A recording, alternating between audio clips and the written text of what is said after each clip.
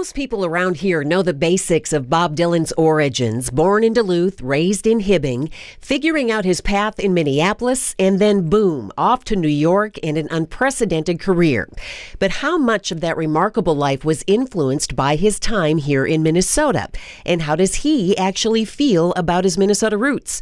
A rare 2004 interview with CBS's Ed Bradley of 60 Minutes sheds a little light. Did you have a good life, a good, happy childhood growing up? I really didn't consider myself happy or unhappy. I always knew that there was something out there that I needed to get to, and it wasn't where I was at that particular moment. It wasn't in Minnesota? No. Dylan's scholars, and there are many, echo that sentiment, describing him as restless, even as a kid, always on to the next thing, not one to sit still for long and just hang out like most teenagers in the 1950s. Writer, musician, and podcast host T.D. Mischke. If you watch Bob Dylan just sitting, the legs bouncing up and down the whole time. Energy just coursing through him. So he's got a let's go, and it was always, no, he's not a relaxed guy. I mean, I think his mind was on fire. I think his talent was on fire. I think that he wanted to go take over the world. I think he's one of the few guys who had the ability to do it. In most published accounts about his early days, Dylan was the cool guy. He rode a motorcycle, had the cool pre-hippie girlfriend. He was the driven kid who taught himself how to play the piano and guitar. The kid who would jam in chilly, snow-covered garages with his friends. The kid who once even channeled his idol Little Richard on the custom Steinway piano during a student talent show in the Hibbing High School auditorium. A choice that unfortunately didn't go as planned. Bob Carney was the school's maintenance supervisor for 27 years. Little Richard, very animated. Yes. I mean, he'd bring his hands up like this and bang, bang, bang, bang, bang, bang. Well, the principal and the superintendent at that time got afraid that he was going to break the Steinway. They closed the curtains on him. The only person that I've ever heard of that closed the curtains on, they had to pick on him. I mean, but he was a kid. See, that's the bad thing. That wasn't the worst thing. So they closed the curtains. The kids booed. They booed because they closed the curtains on one of their own. What happened the next day was worse. That came out of administration, that they just didn't like his music. That's why they booed.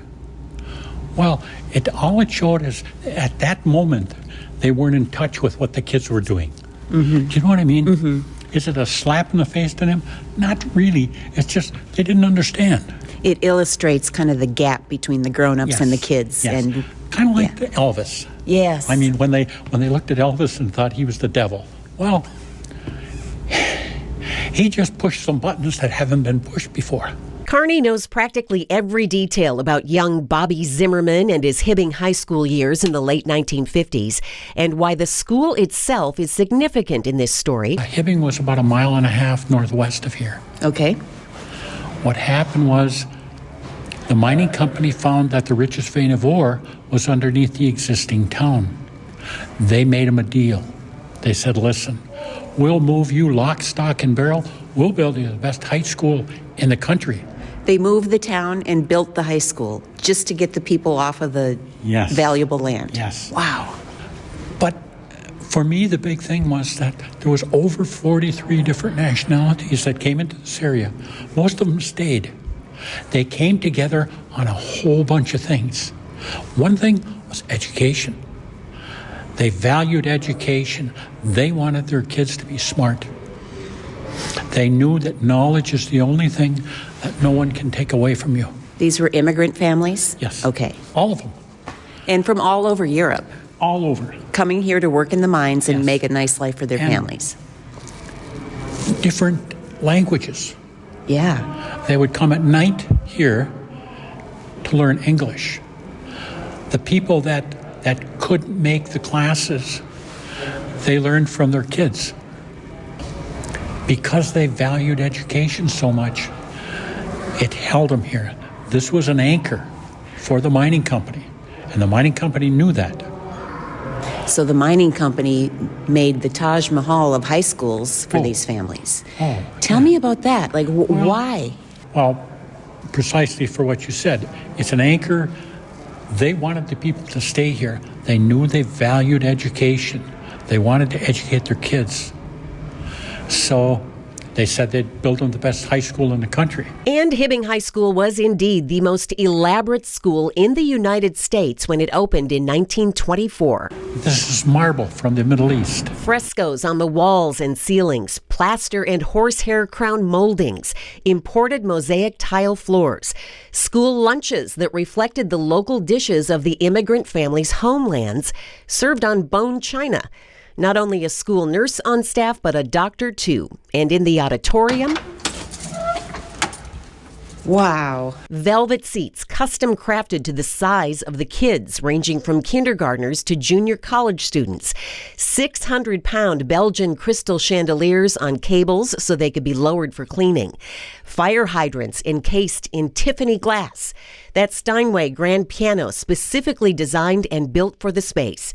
The school and its extraordinary design features cost just under $4 million to build at the time, which equates to roughly $300 million today. Dylan was an okay student. He ran around with a pack of friends and had the girl, but his focus always was on music and performing. Carney says it's no coincidence his short walk to school in the morning took him right through that fancy auditorium. But despite all of its promise as a safe, supportive place to hone his budding rock and roll skills, it was also a daily, painful reminder of the curtain incident. I think that's one of the reasons why he didn't recognize Hibbing for a long time. Because that stuck in his mind that, they did this to me, and now you want me to mention you? No. Dylan was rarely far from a piano or a guitar. In this clip from 1958, he and his high school buddy John Buckland recorded themselves up in Buckland's bedroom.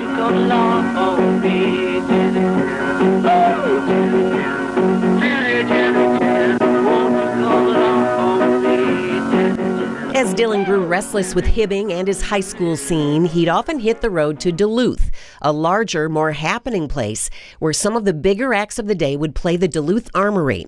So when he got word another of his idols, Buddy Holly, was coming to town, 18-year-old Bob and his buddy Louie Kemp bundled up and made the trip. We're standing in the cold armory with construction and renovation work going on behind us. Obviously, you can hear it.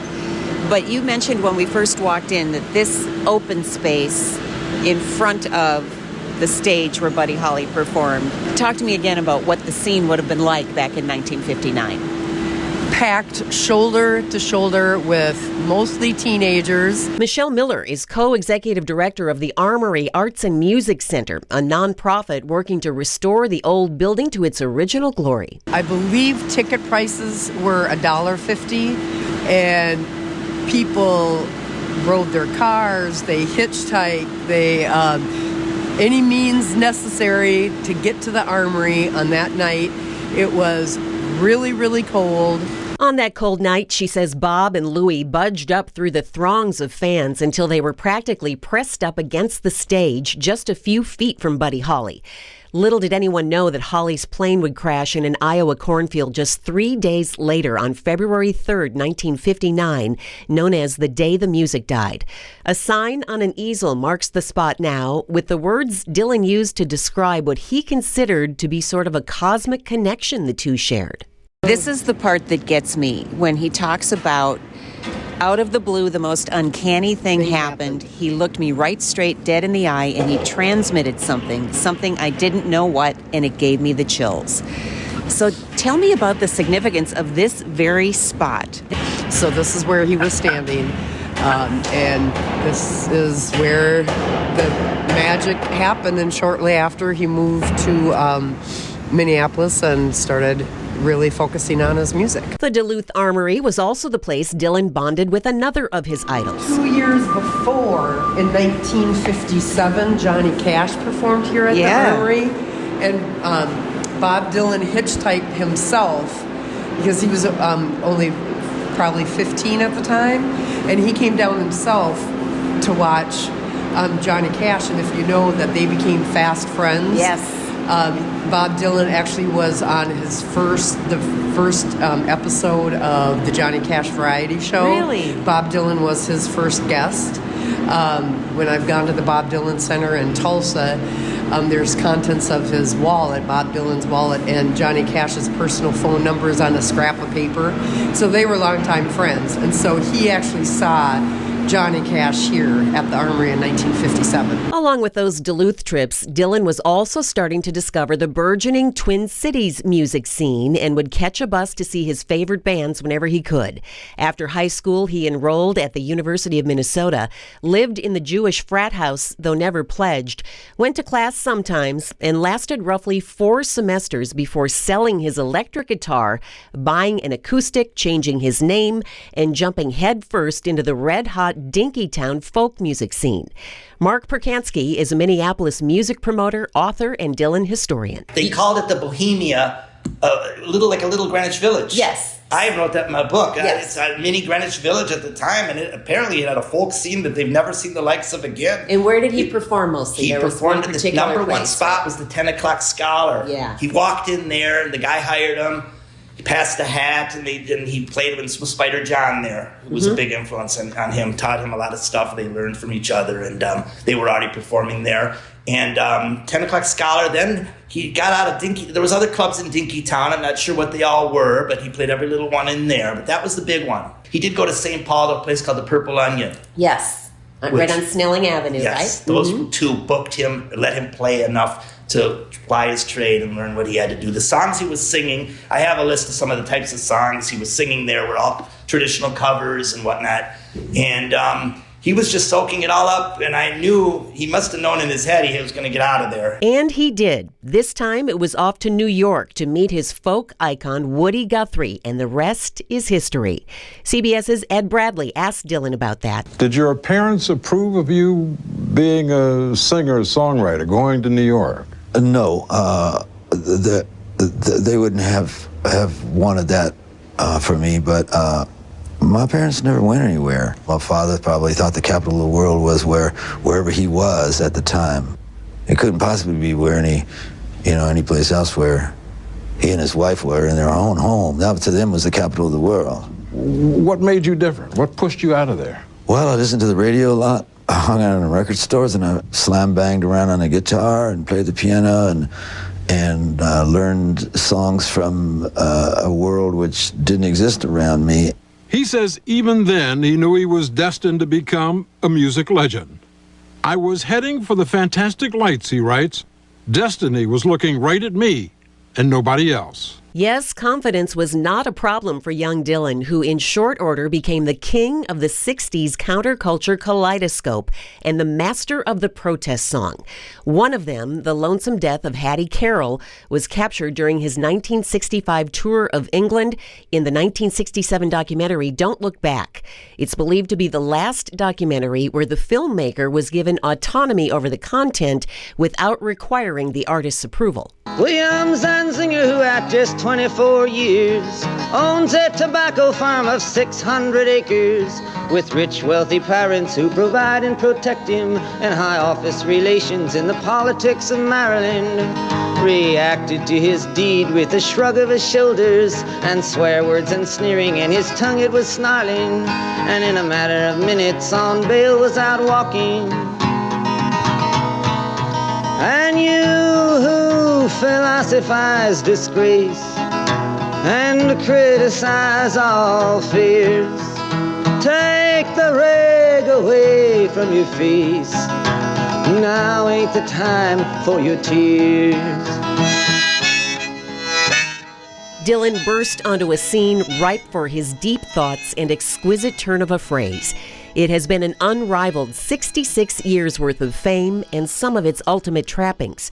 T.D. Mischke. From early on, he was never with anybody who was completely themselves. They were either putting on a show for him or they were purposely ignoring him, thinking that's what he wanted, but no one was ever themselves. Yeah. And there's a famous story of his bus pulling up several years ago somewhere, and a woman comes walking by, an elderly woman, and she says, "Who are you people?" And they said, "Oh, we're coming into town to play a concert." "Oh, what's the name of your band?" And, "Oh, we're with Bob Dylan." "Oh, I've not heard of him." And Dylan overhears that in the bus, and he instantly shoots out the door and finds her to talk to her because he wants to feel that rare experience of talking to someone who's going to be completely themselves. Wow. Bob Dylan has been married twice, has 6 kids, and has maintained his ties to Minnesota over the years. He owned a home west of the Twin Cities and was even known to take in a Twins game from time to time. In the late 70s, he agreed to buy what was then a very rundown, almost dilapidated Orpheum Theater in Minneapolis after being presented a deal by then promoter and marketer Fred Crone. So I put a prospectus together, got it to David Zimmerman, his brother, who got it to Bob. Bob was interested, and so in like December 78, I think, I went out to his place in Loretto, met with Bob for 2 or 3 hours. He had read and knew every detail about the prospectus, knew all the weak points, all the strong points, and said, sure, this would be of interest to me if we can buy the Orpheum at the right price. Okay. Ted Mann, the famous Mann's Theater in L.A., married to Rhonda Fleming, the movie star, went to Ted. He first said, well, it's probably going to be $10 million. And I said, Not so fast. Get serious. Get serious very quickly. So finally we went back and forth and we came up with $900,000, which is what the block was worth as real estate, less the cost of tearing down the Orpheum. That's the only way you could appraise it. Went back to Bob. Bob said, that seems like a reasonable price to me. Let's go. Were you surprised at his knowledge of the property and the ins and outs of real estate and the valuations, that he was actually interested in all of that? Oh, totally. I thought I would have to explain every detail of the idea to him and try to sell him on it. And he had, in the time he'd had my prospectus, done really thorough review. I'm sure he had a couple of people in New York that looked at it as well. Yes, he was much more savvy about real estate and business than I gave him any credit for. Crone, who eventually became president and CEO of the Historic Theater Group in Minneapolis, spent a fair amount of time with Dylan and his brother during their ownership years in the 1980s. He has more than a few stories, like the time when Dylan, a Jew, experimented with Christianity. Since he liked gospel type things so much, I booked a lot of I was booking the shows at that point too, and I booked. I can remember booking Andre Crouch and the Disciples at the Orpheum because I knew I could get Bob down there, and so he came down at about 4 o'clock and was in the box office. And I said, "Now don't tell anyone I'm here." Okay. So as people were coming in, he kind of peeked out the box office door, and then one person saw him, and the thing just spread like. And I really think, regardless of what he said, he really wanted people to know he was there, you know. So he was at the box office and was saying hi to everyone. And just a few blocks away, a multi-story, 3-faced Dylan watches over the city that helped launch him.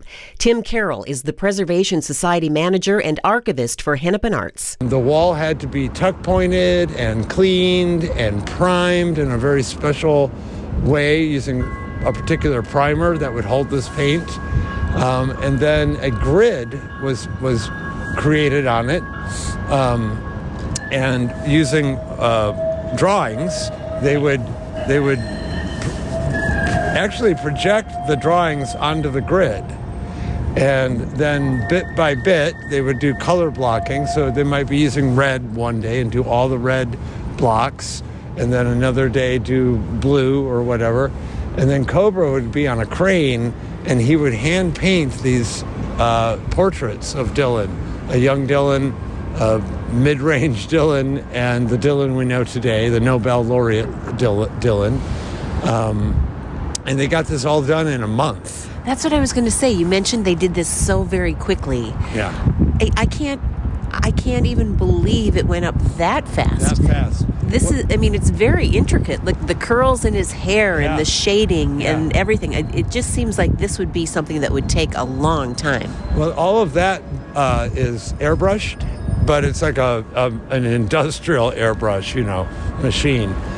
The color blocking was all done, by rolling out paint.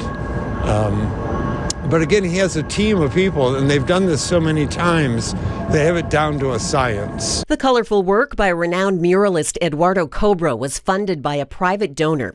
It also features an image of a half-acoustic, half-electric guitar, symbolizing the big controversy over Dylan's choice to go electric at the 1965 Newport Folk Festival. Carol says Dylan has seen the mural and likes it, but in true introverted Dylan fashion, is uncomfortable with being honored in ways that catapult him into the spotlight. Carol says he's most taken by the tagline on the mural, "The Times They Are A-Changin'," from one of Dylan's first major hits, and its uncanny relevance even today. This is going to be 10 years old next year, and that tag, "The Times They Are A-Changin'," has had so many interpretations over the last 10 years. Yeah. This has been through 3 elections, it's been through COVID, it's been through Hennepin being reconstructed, George Floyd riots. That choice by Cobra, I think, was brilliant, because any day of any year, it can have a different meaning. Bob Dylan has written more than 600 songs, sold more than 125 million records. He has won the Nobel Prize for Literature, Presidential Medal of Freedom, 10 Grammy Awards, a Golden Globe, and an Academy Award. Along his many phases and musical morphings, he also became an accomplished painter and metal sculptor, exhibiting his art all over the world. It's difficult to truly encapsulate it all. T.D. Mischke. He is utterly, wholly, completely unique. I mean, on every level, like everything he did to music, he started.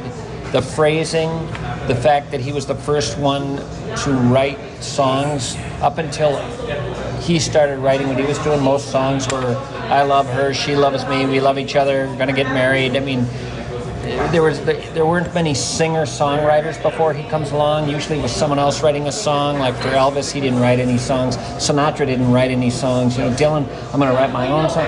He's just such an innovator in every single thing he ever did. He's the first guy to go to Nashville. There was no such thing as a rock and roller going to Nashville. He goes down there and does this Nashville Skyline, this country-type album. And all of a sudden it's cool to go down to Nashville, and thousands of musicians go there. They say in Nashville, Bob single-handedly transformed that industry just because he decided to go down there. Sort of like what he did was cool. He could make anything cool.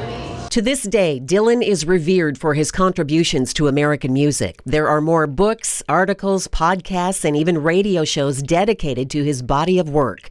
KUMD Radio in Duluth still hosts a show called Highway 61 Revisited after one of his most acclaimed albums. The show's late host, John Bushy. Here we have Bob Dylan himself reciting The Night Before Christmas. Now here's the real deal. A visit from St. Nicholas. 'Twas the night before Christmas, when all through the house not a creature was stirring, not even a mouse. The stockings were hung by the chimney with care, in hopes that St. Nicholas soon would be there. The children were nestled all snug in their beds, while visions of sugar plums danced in their heads. And Mama in her kerchief and I in my cap had just settled our brains for a long winter's nap. You don't hear much about what Dylan is up to these days, other than still traveling on his bus sometimes and performing on what is known as the Never-Ending Tour. But the buzz is ramping up once again with the soon-to-be-released biopic A Complete Unknown, starring Timothée Chalamet, who helped prepare for the role by spending several days driving winter Minnesota roads alone, tracing Dylan's path. I think he's very proud of his Minnesota heritage, and I think in some ways, the way I relate to it is I think the iron ore in his songs and the iron ore in his voice. As a New Yorker, I'm a 28-year-old New Yorker, I don't think my path would have really brought me out here, ever. So the first time I got here, I thought, wow, what a gift of Bob Dylan and being in this guy's worldview. And yet, at age 83, Bob Dylan is nowhere near done. Marc Percansky. He knows his place in life now, what he's accomplished, more than he thought would happen to him, because he didn't even want that Nobel. He was a little nervous about showing up there. Not that he didn't want it. It was a little overwhelming for him to get that award, because they don't give it to musicians. But his purpose in life is to write songs, record them, make albums, tour, And he's been following that path for going on, 60-some years now. It's amazing. And he's not done writing. He is still writes. He's always writing. We'll see some more albums out of him. You'll see. Laura Oakes, News Talk 830 WCCO.